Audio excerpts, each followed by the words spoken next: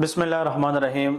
मैं डॉक्टर सादिक अली आज एक दफ़ा फिर आप लोग के साथ मुखातिब हूँ। आज हमारा जो बहुत इम्पोर्टेंट टॉपिक है that is the blood supply of the stomach.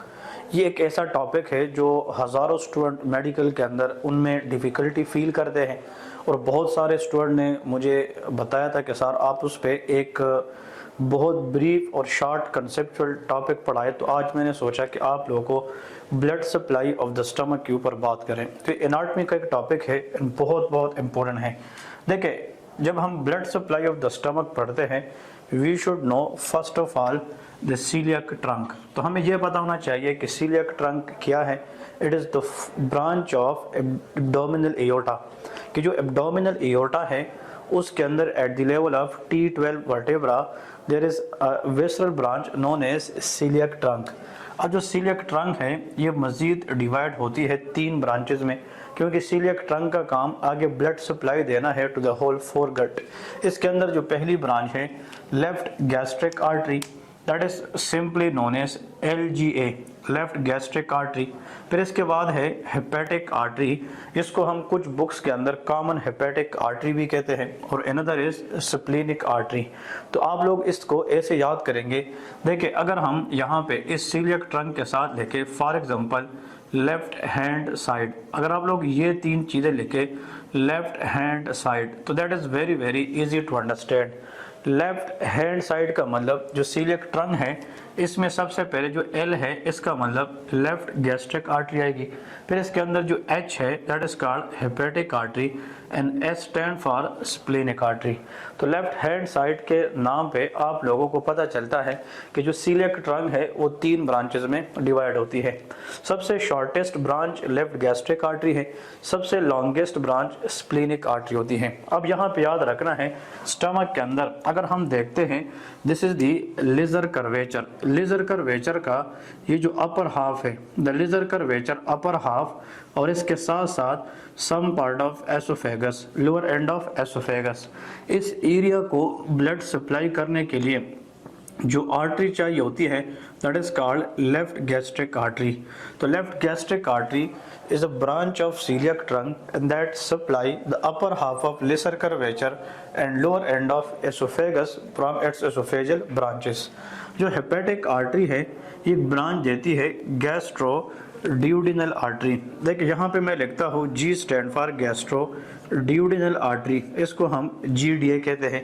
ये जो गैस्ट्रो ड्यूडिनल है ये मज़ीद डिवाइड करती है 2 में, राइट गैस्ट्रो एपिप्लोइक आर्टरी और राइट गैस्ट्रिक आर्टरी में। अब ये जो राइट गैस्ट्रिक आर्टरी है that is mainly supplied the lower half of lesser curvature. तो स्टमक के अंदर जो लेसर कर्वेचर है इनकी जो ब्लड सप्लाई है वो याद रखना है 2 आर्टरी से होती है। Upper half of the lesser curvature supplied by left gastric artery, lower half of the lesser curvature supplied by right gastric artery.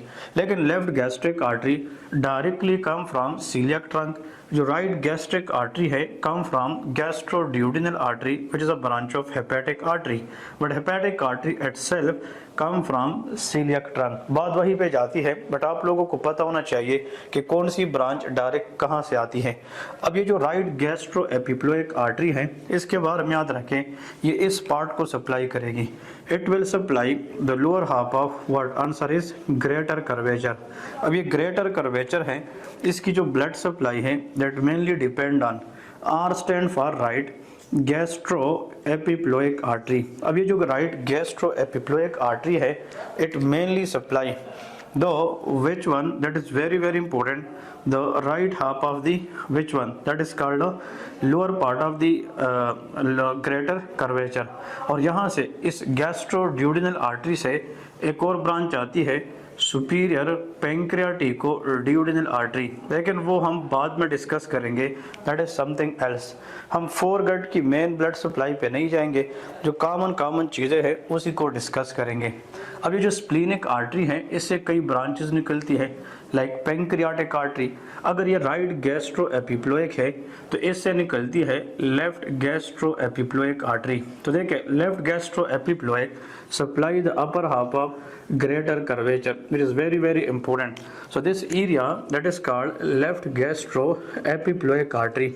अगर आप राइट गैस्ट्रो एपिप्लोइक को देते हैं तो इसको अगर हम बैक लेके जाए तो ये हेपेटिक आर्टरी से आती है, बट लेफ्ट गैस्ट्रो एपिप्लोइक ये स्प्लीनिक आर्टरी से आती है जो upper half of the greater curvature को सप्लाई करती है।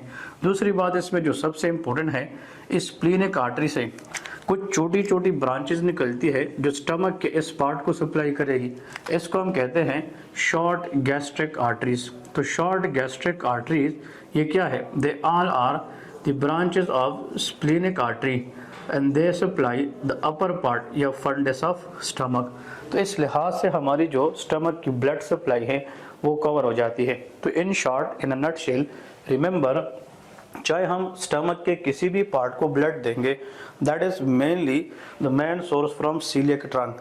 It is the mother trunk, it is the mother artery which will supply blood to the whole foregut including stomach. Upper half of lesser curvature, lower end of esophagus supplied by left gastric artery which come from celiac trunk.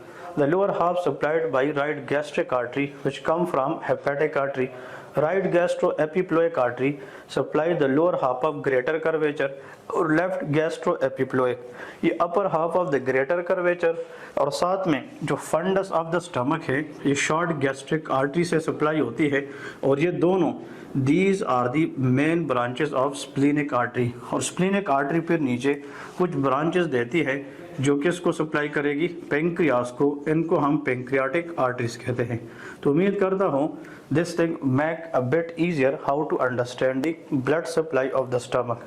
इस तरह के मज़ीद lectures लेने के लिए आप लोग हमारे कमेंट सेक्शन में हमें ज़रूर बता दें कि जो जो कॉन्सेप्ट्स आप लोगों को मुश्किल है मेडिकल में, आप लोग उनको पढ़ना चाहते हैं। इंशाल्लाह वी विल ट्राई और बेस्ट कि उस पर हम इजी से इजी कॉन्सेप्चुअल लेक्चर्स अपलोड करें और आप लोगों का भला हो। तो हमारी यूट्यूब चैनल को लाइक करें, बेल आइकन को दबाएं ताकि इस तरह नोटिफिकेशन आप लोगों के पास आती रहें। अल्लाह हाफिज़।